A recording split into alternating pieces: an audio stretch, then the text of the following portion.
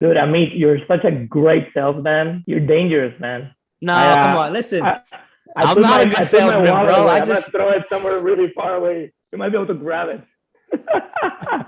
listen. I'll tell you what. Something that a lot of the panelists at the Legacy Summit said is if you share who you are, you'll attract the people just like you. Areas of What's up, everybody? One of the ways to know more about each other. As my favorite cat buyer,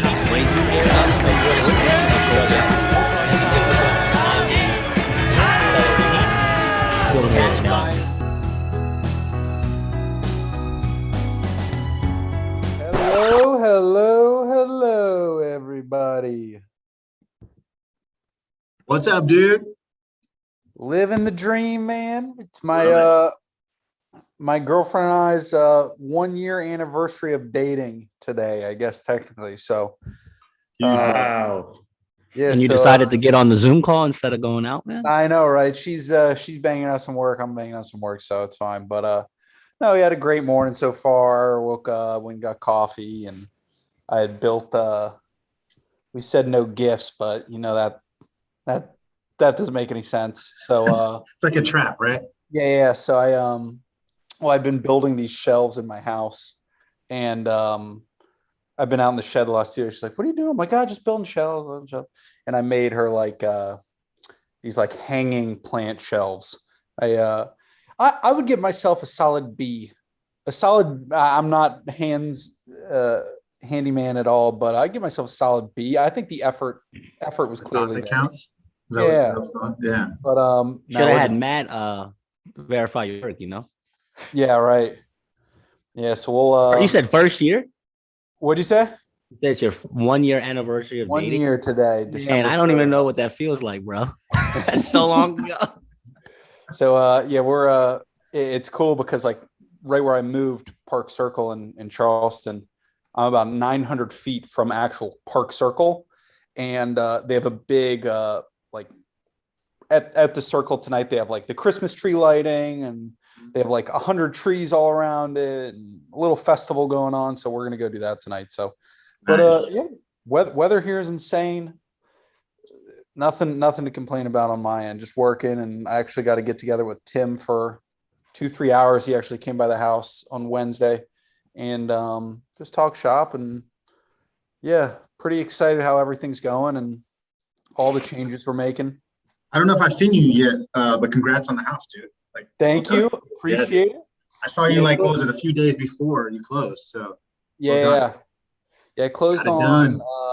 I closed November 12th, but then I was like just traveling. I hadn't really got to enjoy it yet, but yeah, it's pretty set up. There's the one shelf thing that I built. Built that. There's bobbleheads. Bobbles, nice. But yeah, there's a billion things to do. But it's awesome. It's funny, like owning a house, there are literally unlimited things to do. Like you buy it, it's a turnkey house. You go, it needs nothing. This is awesome. It's infinite. But it's pretty fun. I've never had to do like any handiwork before, and so I'm getting to learn it. I got a shed, so it's already filled with tools and stuff that I've had to buy, and bought half the wrong tools, half the right tools, kind of thing.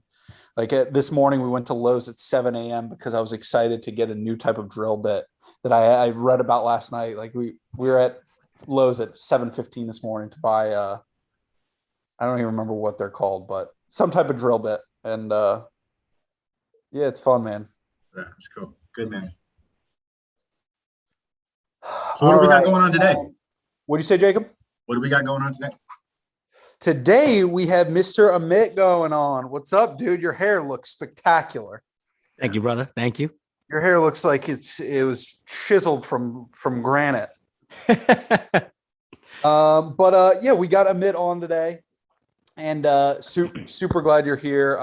Super glad we've got to connect in Orlando and everything like that. But yeah, it was fun, man. Yeah, man, good. I was just in a meeting with Sarah, Cam, and Tim, and talking about Vegas in February, and it's going to be legit as always. I will be there. Good. I'm going to bring my Good, wife good. this time. Awesome. Yeah, bring them. We got a ton of stuff in the works right now. So, but yeah, dude, I just want to start out. can you just give like a real quick, I don't know, 60-second overview of who you are and what do you do, and then we're going to dive into it a little bit. Yep, no problem. Give me 1 second here. No problem. Okay, 60-second dive on me. First of all, my name is Amit Darji. I'm a husband. I've been married for I think 13 years, starting to get to a point where I'm losing track how many years it's been. A father of 3 children. I have a 12-year-old, a 9-year-old, and a 3-year-old. And a background in terms of my career, I started out as a chemist when I graduated. I don't know how or why, but I graduated with a biology degree, and personally, I just hated chemistry. But lo and behold, I became a chemist.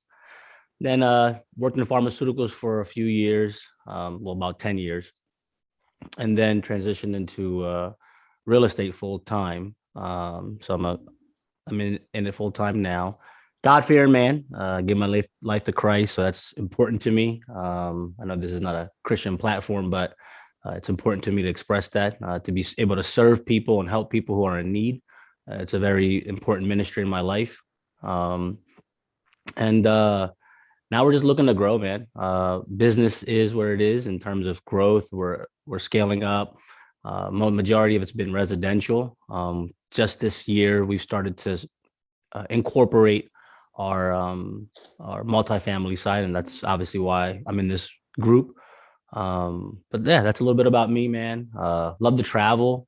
Always thinking about how to buy back my time, so I can spend more time with my wife and my children. Sure. What's let's say top 2 places you haven't been to yet that you want to go Italy to? and Hawaii. Those are 2 of my top 4. So we're actually we're waiting for our youngest to get a little bit older. I think we're gonna go when she's 5. Yeah. So in 2 years, we just want to have a little bit better of a interaction with her and a better dynamic, especially traveling internationally. We just did a Disney trip prior to your event. We actually flew in October 30th. Our Disney trip was until November 6th. So we did that, and then obviously came to the event. But yeah, man, those are the top 2 destinations: Italy and Hawaii. Doesn't matter what order, but those are the 2 top destinations. Italy, Greece, Hawaii. Those are my top 3, just so you know. Yeah. Probably top 3. I'm Greek too, and I've never been, but okay.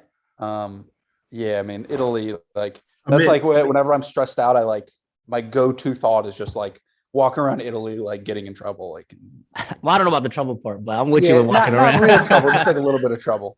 We did Italy a few years ago, and so if you want, my wife, she loves like coordinating and planning and do all this stuff. We can give you like the route that we did, and because we went all over the country from north to south and all that. And so if you want some like pointers, like hit me up. And absolutely, man. We're all the beautiful thing. So when we did the Disney trip, my wife posted on Facebook like, hey, we're super excited, etc. A lady that we went to high school with, she actually reached out to my wife and planned our entire trip. She's been there 15 times. She's like, yeah, I'll plan the whole trip. Don't worry. We literally that's amazing. Followed her itinerary to the T, and like it was just phenomenal. She knew exactly what days to go to what park, what times to be there, and then how to manage like the lightning pass and all that stuff. I mean, it was. I've heard that's super important. I've known other people that have hired a Disney planner, and they say it's second to none. Absolutely. Because here's a little thing that what happens if you don't organize how to do your lightning pass. You'll have a ride that you do at like 9 o'clock in the morning or 10, and then you won't be able to get on anything until like 2 or 3 o'clock in the afternoon. Yeah. And that's hard to do. I mean, as adults, it's okay because like, you can just BS around and walk around. But with 3 kids, could you imagine like just aimlessly walking around and the kids like, oh, I want to get on this ride. Well, we can't, So after the first day, my wife like nailed it. She'd get up at 6 o'clock. She'd be on her phone at like 6:59. We'd have a timer, a countdown to hit 7. So we'd get all the rides that we want to get on and then schedule it. And yeah, it was. I would highly recommend getting someone to plan it out if you can. Sure. Hold on, real quick. Isn't that life though? I mean, like get them into or get into a networking group. Like like Exactly. Align yourself with people who've already been there, right? 100%. Sure. Skip the BS. Skip the mistakes. That's it. Yeah, we ended up getting her my wife got her a gift basket and some gift cards, just as a thank you, man, because I'm telling you, if you want to talk about a lifesaver, like just a stress reliever, like all we had to do was pull out this itinerary and just follow it. Yeah. That's awesome. So on your in residential, what's kind of been, let's say for the last couple of years, what's been your bread and butter? Like, are you flipping? Are you wholesaling? Are you doing rentals? Like what? And maybe you're doing all three of those, but maybe you can break it down. Hey, I'm doing roughly 30% this, 70% that. What is your goal in residential for the last few years? Sure. So just to give a little bit of perspective, I went full time into real estate in 2018 of July. When I say full time, like I quit my pharmaceutical job cold turkey and just went straight in. Like I burned the bridges and went in. So the first 6 months, a lot of tears, right? Didn't know if I made the right decision. I was just all over the place. I didn't have mentors or nothing. So 2019, I consider my first full year. If I'm not mistaken, COVID was starting to happen that year, and I was just starting to get my bearings. Like the goal was when I left pharma, just to replace my income. Like I just wanted enough assets to replace my salary so I could take care of my wife and my kids, but just be able to have more time with them. Well, when COVID happened, I didn't have enough network or enough reserves or finances of connected people to say, hey, all these deals that I have under contract, I'm going to keep them. So we ended up just flipping. I just pivoted. I talked to a few realtors in the area that I became friends with because I was already a licensed agent, and they were just flipping the houses. So up until now, majority of everything we've done, I'd say about 95% has just been fix and flip. Where are you doing most of your flips at? Right in my area. So there's 3 counties. I live in Camden County, New Jersey. So I cover Camden County, Gloucester County, and Burlington County. So it's probably totaling about a 20-mile radius. And my niche specialty is tax liens. So when I got in, that's where, the few people that I would listen to and watch on YouTube and so on and so forth would always recommend tax liens because of the nature of potential opportunity for the, free and clear house, except for, the tax liens and stuff. So a bigger payday essentially. So I just deep dove into tax liens, and literally that's been my bread and butter. Like my first year, I did 6 deals, but I had my average closing was 69,000. Yeah. On each deal. So I just stuck with it. It's worked and it is working. So that's kind of where it's been. Now, what we have done is the first initial exit strategy has to be an evaluation of how can we keep this asset, because fixing and flipping is great. It brings in like great chunks of money. It's just transactional. That's exactly. it. I'll gladly sacrifice. Everybody's here for the exact same reason. Everybody's doing wholesaling. Everybody's doing flips because it's 1 house this month, it's 0 the next 3, it's 4 houses in the 5th month. It's banging your head against the wall. And you're working. You're always working. Yes. So, the best way to back that comment up is I've just given myself another job that I probably work more, but I just don't care about how much I'm working because I love what I'm doing. Yeah. But in the bigger picture, it's not the right way to look at it, right? Because the point of leaving pharma was to have more time with my wife and my children.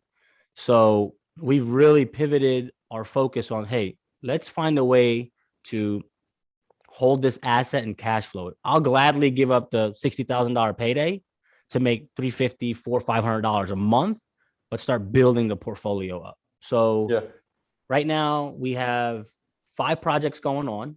And then there's another 8 that we're going to close on. One of them is a mobile home. And we're keeping all of those. There's nothing like we're not wholesaling anything. All the numbers work out where we can keep those assets in house. Are you guys bringing in partners, or how are you guys structuring those? The ones you're keeping?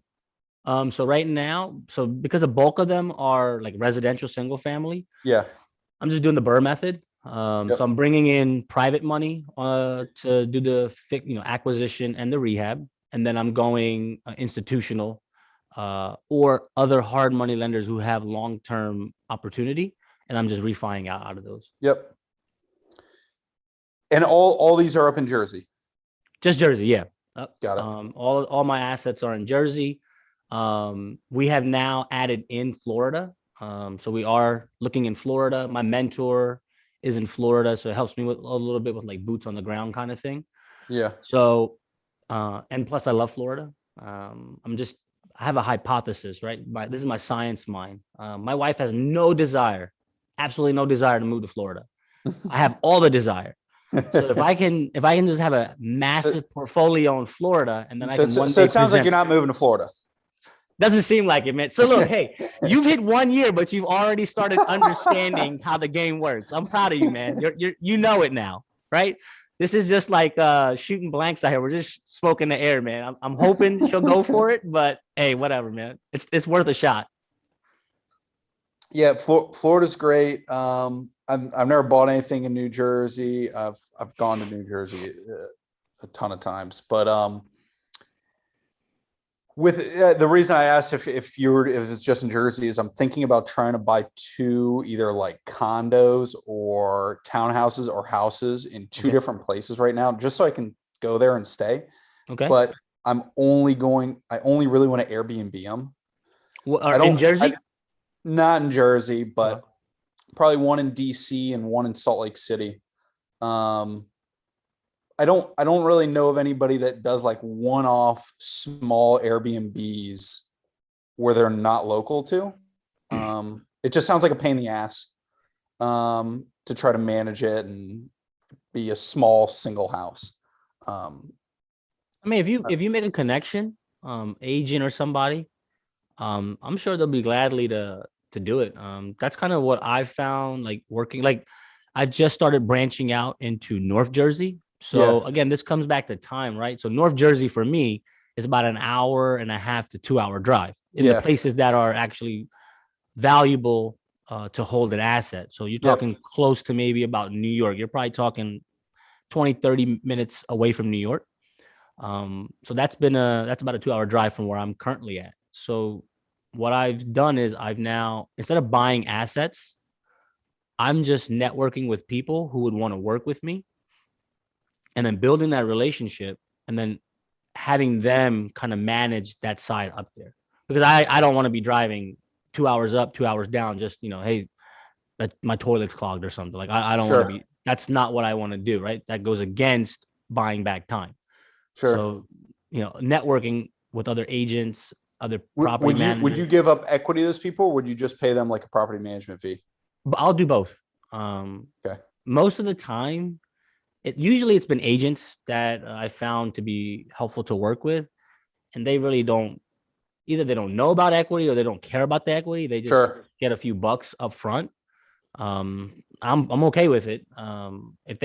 If they bring it up to me like, hey, can I get some equity or something? I don't have a problem giving it up, man. I mean, if it makes my life easier, I don't have a problem doing it. There's also services that actually do short-term rental for other people. I'm just wondering, like, I know there are, but I feel like most of those people manage multiple things for multiple people. I'm not too sure. Like our mountain houses, Airbnb and all that kind of stuff. That's obviously a massive house, and it's like a full-time job for somebody. Where if I just get like a dinky $400,000 or $500,000 house in DC, like is somebody really gonna care too much about that kind of thing? So I'm not too sure. It's just something I've been interested in because I've been traveling to DC a lot lately, and I've been staying at Taylor and Evo's apartment that they have, and I just want my own place. Yeah, I mean, you can always. I mean, if you're gonna Airbnb it, you're gonna just constantly be turning over anyway. So if you have a nice cleaning crew, that's really all you're gonna need, right? Somebody that you can trust. Like, hey, when the cleaning crew goes in there, they're able to tell you, like, hey, the Sure. wall's a little dented, or the paint's chipped up over here or something. That's really what you're gonna want. Yeah, in those I've short-term been I've been planting seeds in DC and Salt Lake to if anybody comes across anything, a smoking deal, let me know. I want to try to grab something there. Salt Lake would just be amazing to have something there and go out there in the mountains and stuff like that. But getting sidetracked, but that's all right. So what do you want to do multifamily wise? Like, do you have some people said 12-month goals. I know people that don't set any goals. Like, do you have a 12-month or 24-month goal for the multifamily? So my 12-month goal for essentially 2022, I want to get to producing a net income of about $30,000 a month. Okay. I don't like focus so many on doors. Yeah. Because each door may produce something different. I might get I mean, up in Jersey and and New York and stuff, I mean, you're going to be getting big rents. So exactly. So I just care about what the numbers look like, and I care about the net bottom line, the income that comes in that can sustain a lifestyle that I want to live with my wife and my children. Yeah. So part of that is a really strong focus on making things virtual as best as possible. I would like to say openly that, there's a way to do 100% virtual and be very successful at it. Mhm. And I'm testing things out. So this way, I could be anywhere where I want to be and be able to still run a business. So that's really what I've been focusing a lot on. But that's really my 2022 goal, is to get to anywhere between $30,000 to $40,000 net income a month, and then just keep growing from there. And you don't care where those are, do you? I don't care. So if I know, like if I get a couple deals in one spot, then what I'll do is I'll just market to that spot. So like if I get a good deal, let's say like in North Jersey, like Newark, then what I'll do is I'll just position my marketing right in that vicinity and just buy up as many assets as I can, and then put like a property manager in place. I'll manage up to like 10, like myself. We're hiring on a project manager, so we're going to bring them on to manage some of these projects as well. But after a certain point, I'll just hand it off. Got it. But if 50 units came along in South Carolina, yeah, I'm in. Yeah, got it. Like, what would you say is your strong suit in terms of doing deals? Would you say it's finding deals? Would you say it's money? Would you say it's structuring, operations, like rehab? Like what would you say is your strong suit? Let's say, I mean, let's just start there. Okay. I'm very good with construction. I understand it really well. I'm physically able, if you say, hey, build me this house, I could physically build you the house from the slab all the way up to the roof. So project management I'm very good at it. It's what I did in pharmaceuticals. I project managed generic drug production from raw materials all the way to FDA approval. So that's kind of like my niche. Now, things that I've added since I've been in real estate is raising capital. And then now we're really fine tuning finding deals. So I'd probably, if I had to organize it, construction side is number one, number two, raising money, and then number three, finding deals. Got it. All right, you guys heard that. If you guys need any money, Amit might be a guy to reach out to. Yeah, man. I'll touch on that for a second, because something like very powerful has happened in the last couple weeks. So first and foremost, I have a 100% success rate on all of my lenders, right? Like I have not defaulted, not one late payment or anything on any deal that I've done. And I was taught that when I first came into the game in 2017 as a real estate agent. My mentor, my broker, he's like, Amit, if you're going to do one thing in life, always have integrity in everything that you do. So what does that mean? It means that if you only can have a slice of bread that day, and that means you have to give your shirt off your back to make sure you make that payment to that investor, you do it. Because your cloudy days are going to pass one day, and they're going to be sunny days, and you want to make sure that you have those investors at your fingertips. And so what has transpired in the past several weeks is I brought on a bunch more investors, and I do a little strategy, and it's a psychological strategy. So some investors, they'll just say, hey, let's do a 6-month deal. You just pay me when you sell the house. Well, if they're new with me, I tell them, okay, the first 3 deals, it's mandatory that I make monthly payments to you. And the reason is because I want to build their psychological brain in the sense that, okay, Amit is doing what he said he would do. Mm-hmm. He said he would write me a check every single month. And it literally, what that has happened is now they have gone out and told other people. Right now, just yesterday in 5 hours, I raised $250,000. I've never done it. I've never done it in my life. I mean, I don't come from money. I mean, I grinded my butt. My mom and dad have worked hard. So for me to do that, and I know, Nick, you raise millions and millions of dollars for your deals. So it's probably nothing to you guys. But man, literally within less than 8 hours, I made calls in my office and raised $250,000. I mean, you want to talk about the joy that I felt, the passion. So raising money, if you just start understanding people's why as to why they want to lend, you'll get their attention, and you'll be able to access all types of capital that they have. Sure. Yeah. I mean, it first of all, 250,000 is $250,000 more than the majority of people have ever raised in their lives, right? Me, for sure. It's exponentially more than most people have ever raised. So no amounts too small, no amounts too big, I don't think. The other thing is, it's funny, Tim, my mentor, for first day in the office in 2015, it had to have been May 15th, I think May 13th was Saturday, something like that. So it must have been on Monday. I remember this was one of the things that stuck with me about Tim. He says, as long as you do what you say you're going to do, you'll be fine.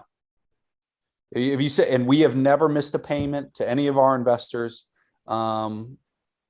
It's the same thing. Because if you keep making these payments, and then for worst case scenario, let's say we can't make a payment one day, right? If we go to our investor and we've made 500 previous payments, right? If we really can't do it, they're not there. It'll be fine. It'll all be fine. So, it's just building up that nest egg of trust and a nest egg of loyalty, I guess. So exact same thing. So I guess and where majority of my money's coming from is white collar, 2 industries, lawyers and physicians. And I'll categorize like dentists in there, right? They're doctors. That's where I'd say about 98% of my money is coming from, is those 2 industries. And through the conversations, so when I interview them and see if they're a good fit for me, and for them to work with me, I ask them, the first question I ask them is like, what's the reason you want to invest, right? Like, why do you want to invest your money that you work for in deals that I'm doing? And I found that in every situation, it has been because they want more of their time back. So that there's a great alignment of what my vision is in my life and what they're trying to accomplish as well. And if you make this comment to them, because they won't say it, but this is one comment that I made. They'll say this to you. They'll say, man, listen, I like what I do. But I just want my time back. The reason why they say I like what I do is because mentally, psychologically, they're trying to justify $500,000 in loans that they've spent. They're trying to justify their status as a physician, as a high-level white-collar worker, not to only just themselves, but to their family and friends. And I asked this one question as a follow-up. I said, if I handed you a check and I told you, Mr. Doctor, if I can replace your salary, and I guarantee you I'll hand you this check every single year, the same amount of money you make right now, would you quit your job? The answer is easily yes. So when you start really focusing in on them and their why, bro, I'm telling you, man, it's like it's like they open their wallet up and just hand you a blank check. It's been like literally in the past like 2.5, 3 weeks, like I've found myself asking and having the same conversation. Dude, Amit, you're such a great salesman. You're dangerous, man. No, come on, listen. I'm put not a good salesman, wallet bro. away. I I'm gonna just throw it somewhere really far away. You might be able to grab it. listen. I'll tell you what. Sales by no means is my skill set. What I found is I just like being personable, right? This is me. This is who I am. Man. I love Either it. you like it or you don't. Something that a lot of the panelists at the Legacy Summit said is if you share who you are, you'll attract the people just like you. And so why did I open up in my 60-second about me and threw in there my relationship with God is because I have a mentality and a heart to serve. And so I want to attract people into my business who have similar desires and passions. Because, man, look, I don't want to be the only one on a private jet or a yacht by myself. Man, I want everybody with me. So, if I may add something to that, yeah, absolutely. I built basically a business that we make about $100,000 a month in revenue from a short-term rental while I'm away, right? So I don't work on the day-to-day operations. And the way I built it was from the ground up, one person at a time. And instead of with investors, it was essentially with people giving me the opportunity to arbitrage their properties on Airbnb. Mm-hmm. And eventually at first it was very hard, but now I literally say, listen, like, I want to give you 5 phone numbers of people that I work with right now. I don't want you to take my word for it. I would just say, just call them and ask them, how they've worked with me, how they have felt about like, my word. If they've any had, like, ask them about like when we've done something wrong, ask them when their check comes in the mail or on their account. And I think that is more powerful than anything I can say to you. But what I can tell you is that I have very good intentions for our relationship in the future. And sometimes they don't feel comfortable with like, like a few years of relationship. So I just say, listen, like, why don't we just try something for, 6 months or a year? And then once you get to know me, you feel more comfortable because, why should you trust me? We don't know each other. Like, mm-hmm. It's very normal not to trust someone at first, but then over time, wouldn't it be awesome to trust some people, right? So like, 100%. I'm not going to assume you need to trust me, but I will say that I have a good reputation. I am happy to give you the phone numbers of every single person that I work with. And it's possible that's going to help you feel a little bit more comfortable. And then we can move forward from that. And it's allowed me to build, what I have today. And yeah, man, I think that the way you're like displaying, and I think, that's the only approach. So. Yeah, absolutely, man. I mean, there's situations where I'll bring would-be investors onto my job sites because I want them to know that I'm not just a handsome face in front of a screen or on Facebook or something like that. That hey, I'm actually in the business, man. So I agree with you, man. It's just building relationships one step at a time, and then just earning their trust and then not breaking it. Yeah. It's what's crazy? What Nick said about paying people on time every time and whatever during the pandemic. We have to pay out about almost $32,000 a month in rent. Mm-hmm. And, we make sure we have, that and some more for like a few months of payments. But during the pandemic, we actually were barely breaking even on that. Mm-hmm. And, I had to make a decision of who I could pay and who couldn't I pay. And the way I did it was through figuring out, obviously, like, what properties actually are the ones that are like an 80-20 analysis, and also kind of trying to understand what my relationship is with that person and telling them like, listen, we just need like 15 days, and then on the 15th day we would pay them, or we just need to pay you like every week, for like a month, and then we kind of work current after a month. But we would have only been able to do that if if we had been already on point with the previous payments for the last few years, and they had no problem with it. They all felt like, hey, we're all in the same boat. We want to make sure you're okay, and you've been good to us. So yeah, I had no issues at all. And then I lost one property to an owner, and then he called me a year later because he gave it to someone else. Right. And he said, you know what? I don't trust that guy. I trust you. Here's the property back. Yeah. It's the trust that you build, man. It's a relationship that you build with that person for them to feel comfortable to come back to you despite it all, man. And that's the beautiful thing about it. Congratulations, man. That's very good stuff.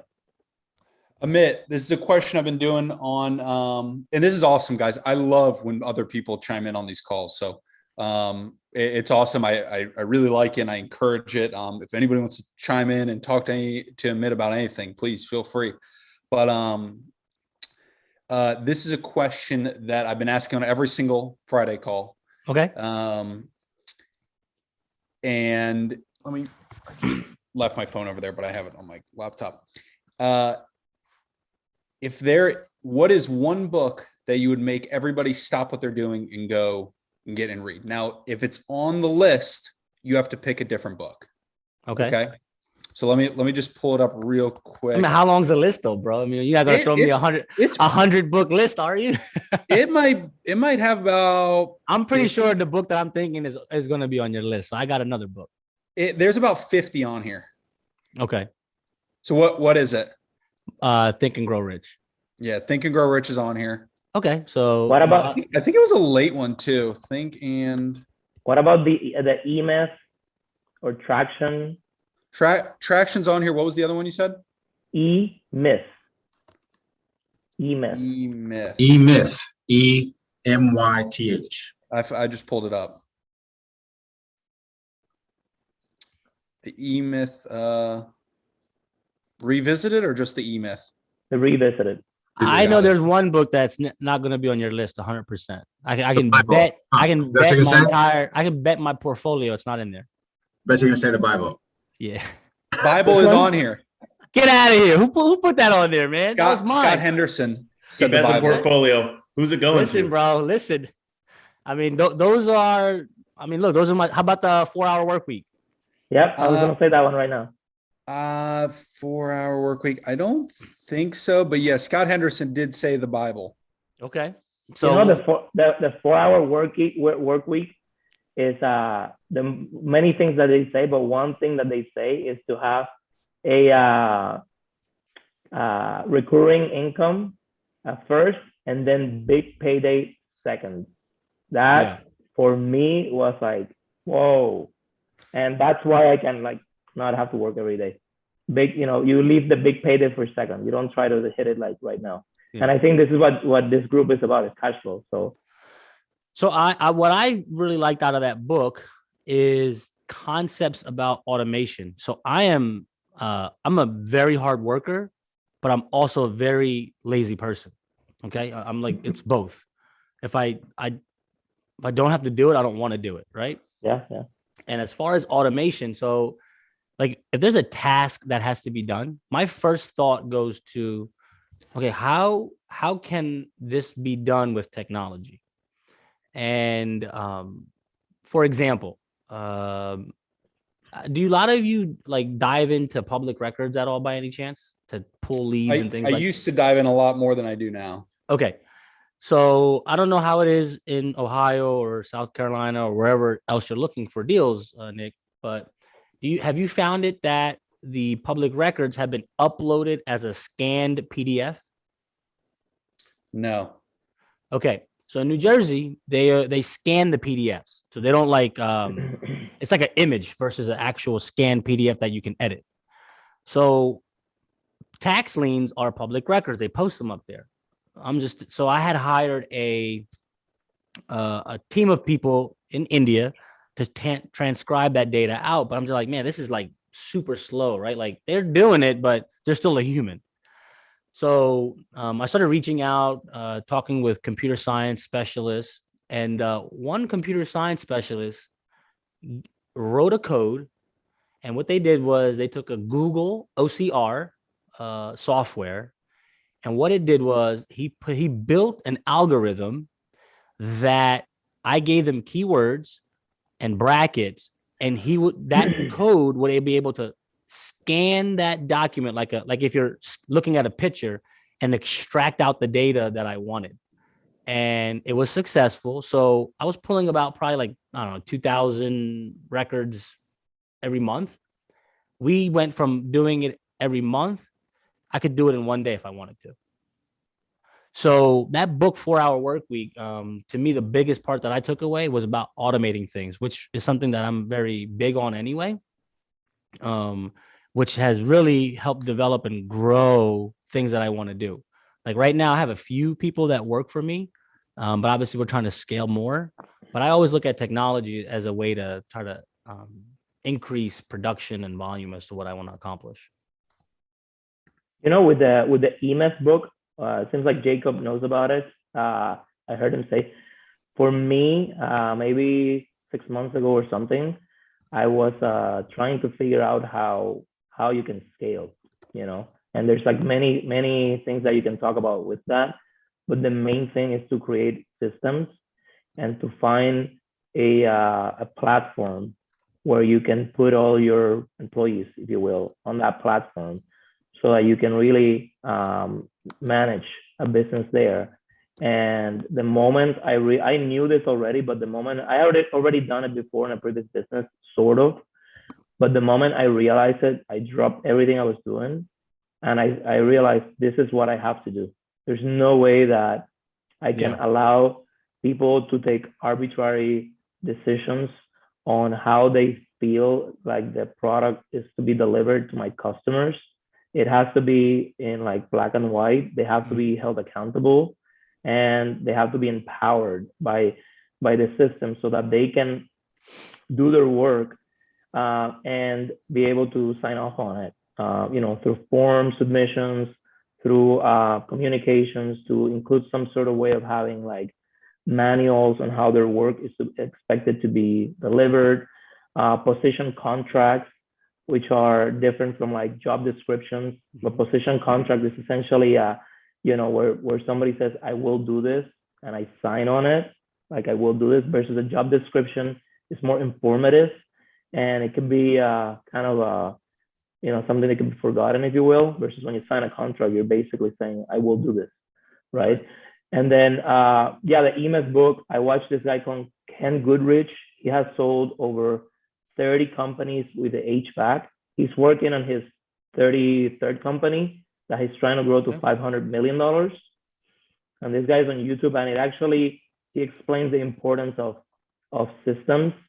And I feel like a lot of solopreneurs that have very small teams that are great, if they really want to be able to have more time so that they can work on the things that they really want to work on their business, they have to make this decision, and they have to actually talk to their managers and say, hey, we are actually making a change. It's going to be a little bit painful, but it's going to be worth it. And it's game changer for me. So. Yeah. Have you actually read the book, E-Myth? I haven't read it, no. So I think it really would resonate with you based upon what you were saying earlier about, you know, less time in your business, because it really quickly, it gives the visual of what like the technician is, who is the guy who's doing the work all the time, right? Yeah. And then you got the manager above the technician who manages all the technicians. And then you've got the true entrepreneur who is running the business. So it's a good visual of understanding the difference between the T, the M, and the E. They actually have it in a period. Yeah, I'll definitely take a look. So it's worth checking out. Okay, it's awesome. Like an org chart. Essentially, like it says, if you don't have an org chart in your business, it's a problem. You basically have to create an org chart, and you have to put your name on every single position, and then you have to look at it and say, okay, like, is this what I want to do? Like, what position is next that I have to fill? And you got to go out and hire for that. So, for instance, let's say that you are very good at all the three things that you said, but there's one thing that you would really give up and it would make a big impact on your business, then you should go hire for that one first. Yeah. So that is actually the conversation that I had with Scott when we were at the Legacy Summit. So prior to coming to that, I was just thinking about like, man, like right now, yes, I'm very good at the construction side. However, I'm at the job sites more often than I need to be. One day I calculated my day and I spent 5 hours in the car driving around the job sites. I'm like, this is BS. Like, my business is not going to grow by me running around job sites. And then I was like, all right, I got to hire somebody right away. And then the more I thought about it, like, man, wait a minute. I don't have any like good systems in place. All the systems are in here. If I bring somebody on, all I'm doing is taking this pile of crap that's on my table and just putting it on somebody else's. Without guidance to how to go through that pile of crap. Yeah. So like what I'm doing now is I've created systems, and what I'm doing is I'm testing those systems. My goal is to only get those systems to about maybe 80% efficiency so that the projects can still run and we can be viable and profitable. And my hopes and aspirations are the other 20% will be the uniqueness and the ability of the project managers that I bring in that can fill the gap and kind of add their quirks and tweaks to it to really power that system. So that's good, what we're doing. And right now we're on track by end of Feb, no later than end of March, Q1, to bring on a project manager. That's good, man. I'm gonna share the platform that we're using. Okay. Not by saying it's the best in the world, but it's very integrated. Imagine having a Facebook for your own company in it. So you have a feed. It has forms, which is the way to systemize everything. So like if let's say somebody goes to a site and they need to do an inspection, you have to figure out what are the 10 photos or 15 that I need or videos. And it's not arbitrary. I need this 10 photos. And then you have submissions, and then it has time clocks. It's got tasks. So instead of saying, hey, can you do this for me? You don't have to do that. You put it through the system and you tell them, I need it by this day, and you assign it to this person. And it's all integrated. So instead of having to jump to email, to WhatsApp, to text message, to a call, all that stuff or whatever, all there. And then the feed is actually to, let's say if you have employees and you want to highlight happy birthday, hey guys, you guys are doing a great job. You know, you kind of want to like get people excited within your team. Yeah. It's very integrated, and it has changed the game for us like significantly, because we were using so many apps to run the business. And I said, guys, like, no, we're not doing that anymore. We're not doing WhatsApp, like done. As of tomorrow, no more WhatsApp, like done. This thing has a WhatsApp within it. Okay. It's our own, and it's basically like a white label for your own company. It's mobile friendly, freaking awesome. So you gotta download what you have in your brain into it. Yeah. And you gotta have a few people in it they have to understand the why you're doing this, because there's gonna be pushback for sure. Yeah, I'm pretty sure that's gonna happen, but like right now I'm seeing that with my contractors, like really getting them to utilize the software. So it's a little bit of a learning curve, just getting them to adapt as well, because we've been used to doing things one way. But obviously organization and being systemized is obviously the most beneficial and productive way to go forward and to grow. Do you have like a manager, like somebody that's like your right-hand person? No, so that's what we're going to be bringing on. It'd be so awesome if you could have someone else that, you know, is high level and understands like, this is our next step. We need to put systems into it, and you're actually going to help me build it. And so one of the things that I've done is I brought on a computer science software consultant. I'm trying to get them to come just join the team. Like the kid's like 25 years old, but is a rock star. Like he can write you any code, systemize anything. And I'm noticing more and more that we do business, it just requires a lot of system, right? The on-site job work it's just your skill set, the crew's skill set. But the management of it all, permits, zoning applications, meetings, this and that, we're just trying to really dial that in so that we're running like a machine, right? Like Matt says, you just pull the part out and then you can plug another part in and keep the machine just keep going. And that's what we're really focused on, so that the deals just come in and we know how to systematically manage those deals and just turn them over. Nick, I'm just curious on how do you guys go from like, let's say like Tim to like everyone else, like in a quick, I don't know, minute summary, where it was kind of like that leap where he was actually able to like start like, okay, like I trust Nick, I trust Fatty, I trust you guys, and then I'm like, okay, this is actually a company now, not just me. Like, was it I don't know. I technology mean, or we all started in the single family stuff, right? Like single family wholesaling, and I don't know. I think Tim might not have shouldn't have trusted us as much maybe at the beginning. I think he might have had too much trust in us. No, but I don't know. Like you seem like a trustworthy guy. Within a year, Tim was giving me $5,000 checks to go down to the auctions, to go buy houses. I don't know. I know I brought this up maybe a month ago. Tim was a very firm believer in, and obviously there's a vetting period of so long, but most of the people he's at our company, he's known for years and years and years and years, except for me. Me and Marty are really the only ones that I guess he didn't know forever. But Tim's a firm believer in any problem you run into, any situation that you run into, take a step back, come up with 3 solutions. Like actually come up with 3 solutions, and then narrow that down to 2 and narrow it down to 1. He's like, if you come up with multiple solutions and you come up with what you think is the best one, even if it's not the best one, it's okay. You put the effort into it.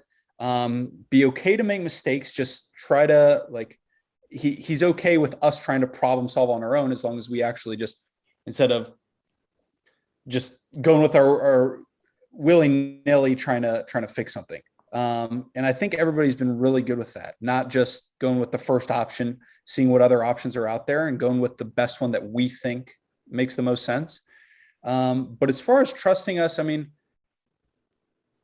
I don't know. We all went through some skinny times years ago, and nobody left. Nobody quit. I mean, there was months and months where we probably went without making a dollar. And back in, I don't know, 2015, maybe 2016, we'd have, like I said earlier, it was big chunks. Like we do 10 deals here and 0 deals and then 1 deal and stuff like that. And nobody quit. Nobody left. Everybody stuck it out. And I can't imagine anybody wanting to leave now, right? When times were darkest, everybody kind of stuck around. So can I ask you, my question is, if you were going to hire someone, and this is a good question I think I'm just asking for Amit, because it seems to me like it was more people than technology, right? Like it was more about like, let's find who's very good at this. And then they will figure out like the systems and all that stuff. And once you had enough very capable people, I'm sure you guys are using systems to communicate instead of having to make calls every 5 seconds to say something. Yeah. Well, for me, like looking to bring somebody on, I don't really care too much about like their skill set. Like, you can't be a moron. Like, please don't misunderstand me, but I'm not like all that focused on their skill set. I'm more focused on their personality with respect to overcoming things that have happened in their life where, man, they had a choice of either going forward or quitting. And that matters to me more, because then that tells me that, man, once I really dial in, teach them and show them the ropes, their personality is built in a manner that doesn't allow them to quit when things get tough. And that's I would challenge you. I totally agree with you, but I would challenge to say that you could probably right now in this economy or what's going on, you can get both. I agree. I agree with 100% with what's going on in the economy. I'm very likely to be able to get both. Even if you have to go out and recruit that person from somewhere else that might not like the culture that they're in, I have a feeling that you can get both. I'm saying. Yeah, because my personality is just like what Nick described about Tim. Like I look, people make mistakes, but people have their own imagination, right? People have their own ability to be unique, and I care about being able to help bring that out so that they can really utilize their own skill sets, things that they may not have even been aware of, so that they can really impose that into the company and help it grow.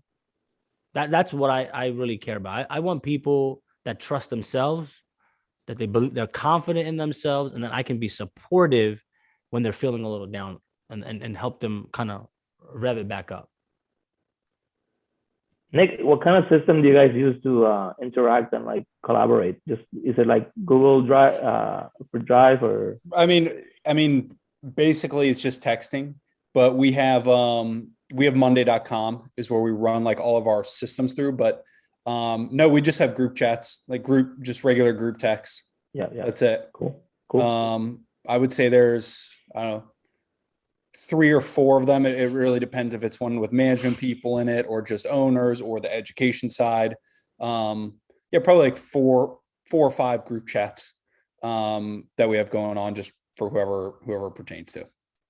Yeah, so I have like a CRM that I use for my leads, and then I use Monday.com to manage all my construction, my job sites, all the projects. So they upload pictures in there, they upload files. If I upload drawings in there, so I manage all my construction on Monday.com. By the way, I was gonna say, Amit, props for hiring a developer to do something that automation.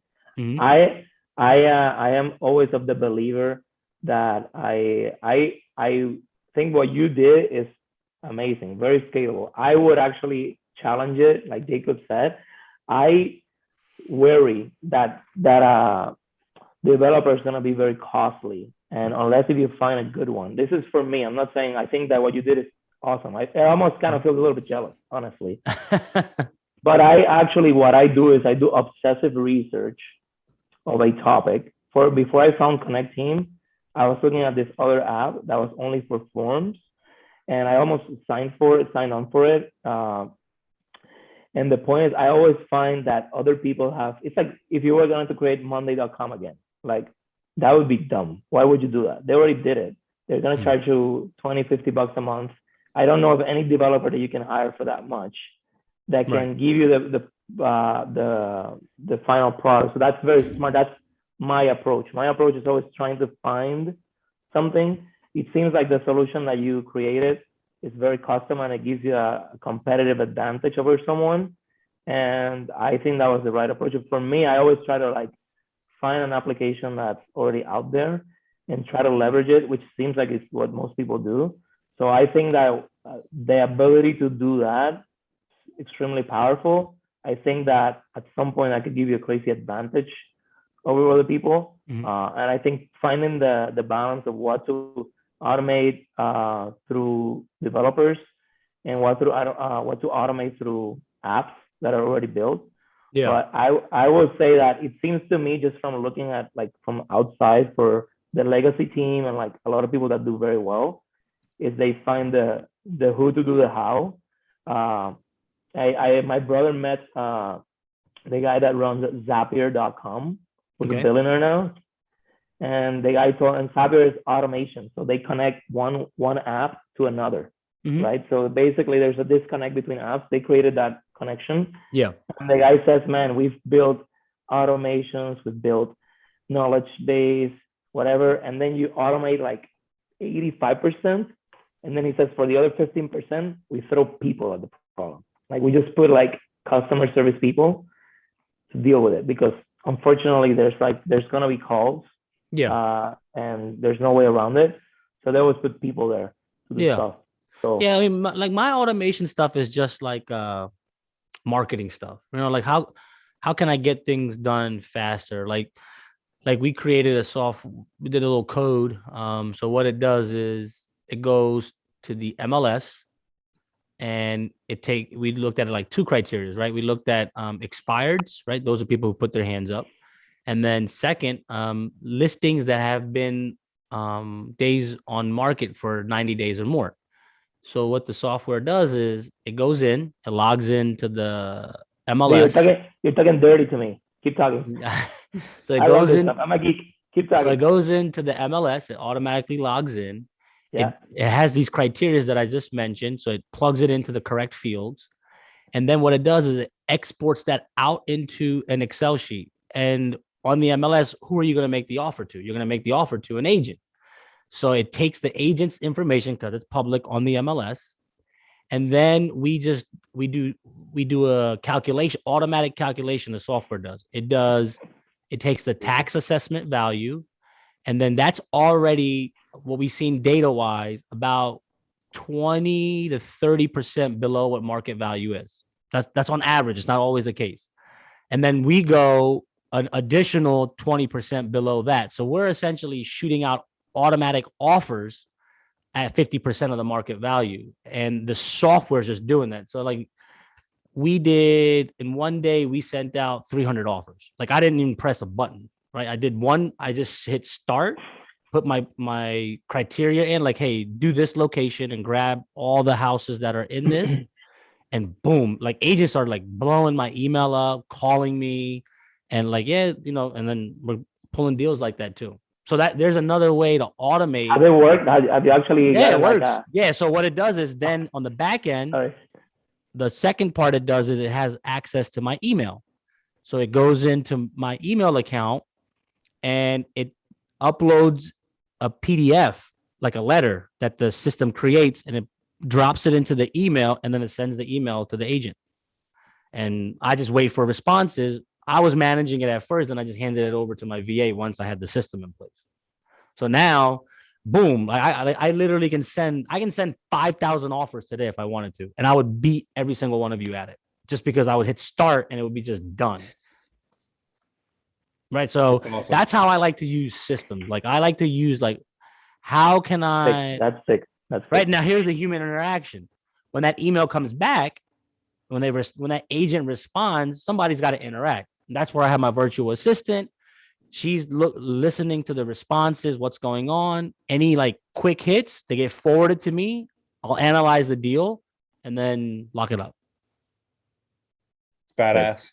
So that's how I love using softwares and systems. And believe it or not, it's very inexpensive. Like if you go to Fiverr.com, freelancer.com, Upwork I've used here and there. But Fiverr and freelancer.com have been my two major ones. I'll go in there, post a job, and I'll get people to write the codes. One little quick tip though, when you get the code written, you want to ask them, I want you to write this code, but I want you to install it on my laptop. So this way now you have it. And now this is from experience. What has happened in the past when I was going through these different software people, they would write codes and then on the back end, there would be some like bugs, right? So like naturally what happens when there's a bug? I'm not a computer expert. So I'd reach out, they'd charge me to fix it. When I brought in this other computer scientist from Florida and he looked at all the coding, he's like, yeah, this is what they did. So just to be a little aware of that. And if you guys need help with it, just let me know. I'll be more than happy to help you guys. But that's the way. Like even Nick, with your offers, like how your Reonomy offers and stuff. So imagine pulling that list. You're gonna have potential emails and such, right? Because Reonomy provides it. Imagine having an LOI already drafted that you can automatically send to them. Yeah, it's something we've looked into before. It really comes down to the value that we put on the LOI. So we've actually ripped it and put out no price on the LOIs before and sent those out, and it still has our terms and everything like that. And they go, oh, I like the blah, blah, blah. It's always come down to the value to be put on there, because the last thing we want to do is put too much. Right. But we also don't want to put too little. Sure.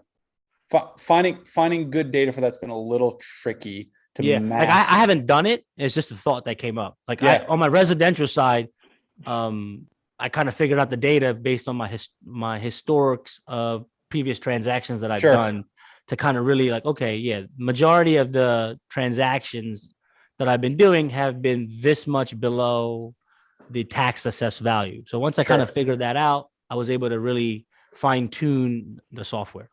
What would be the downside of making like, you know, like a too high of an offer? Because like too low of an offer that gets a response, probably no downside, right? Because if you're getting No, like because offer, I've had that happen. They said they'll tell me it's too low, and then because here's the thing, at what I'm doing, the agent is not going to be a jerk to me. They're in the business of serving, so I've got it where they say, hey, this offer is really low. Like, oh, okay, well, what is your client thinking is a fair and a valuable offer that they would be willing to accept? And I found it about 6 out of 10 times that I've been off by maybe $10,000 or $15,000 where the deal still works. yeah, love that's what I'm thinking, right? I always think that it's a percentages game. So there's always like, as long as there's some like response and they get back to you, that means they're listening to you. If they say like F off, then that's it, Well, that's why we use the two criterias, right? So people who have expired listings, well, they've already put their hand up and say, hey, I want to sell my house, and it just hasn't sold. So they're kind of at a desperate point where they're willing to at least listen. Then the people who have been on the market for 90 days or more, they're thinking like, man, the way the economy is right now, like people are saying there's not enough houses. Why isn't my house selling? And then they're going to listen more. So I'm not going after, like, if it's been on the market 5 days, you're not getting an offer from me because it doesn't make sense. They're going to be like, no, F off. Like, I just put it up. I'm going to wait for a better offer. But the ones that have been there for a little while, they seem to work. In multifamily, you guys are trying to target direct, right? So you're trying not to go through middlemen. For the most part, yeah. Okay. I would say at least 70% of our portfolio is probably direct. I asked Fadi the other day. I wanted to get your opinion on it. He kind of gave me a good idea of what your philosophy is. But in terms of acquisition, like I've been trying to like buy hotels, like small boutique hotels here in Puerto Rico, and I've been talking to a couple to a broker and through the owners, and I'm trying to figure out what is the best approach for when you call someone and you're trying to figure out, is this person a seller or are they just like dibble dabbling, and am I gonna be wasting weeks with this person on this opportunity? At what point how do you like come across to make that decision, like, listen, I gotta move on, like I can't. No, make an offer and see what they say. Make an offer, see what they say, and if they say no, or like follow up with them a little bit long, I mean, that's all you gotta do is just make the offer. You'll find out if they're down to play ball or not. If you offer $1 million and they come back at $3 million, I wouldn't spend too much more time on it. If they come back at 1.1 million or 1.2, hey, you know what? Maybe we can work something out. I would try to get a number out of them, crunch the numbers, see if it works.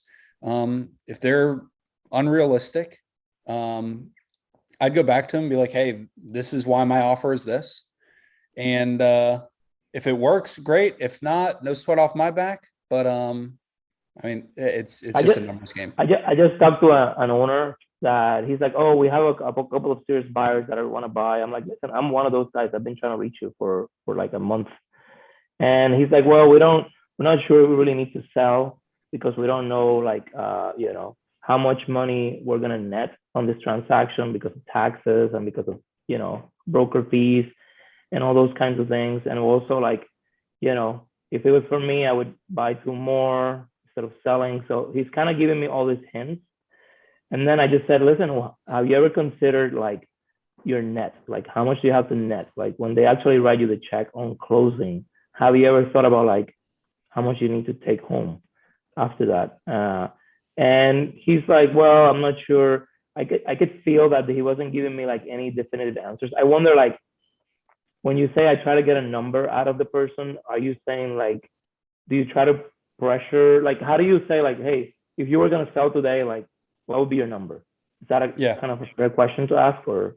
Yeah. I mean, yeah. What do you need to get out of it? And I've brought up this analogy before, and I want to cut this short after this question, just because I want to be as respectful to Amit's time and everybody's on here. So we'll wrap it up after this. But I've dropped this analogy before. My dad watches a lot of politics, and you see these people, these politicians getting asked questions, and they don't answer the question a million different ways.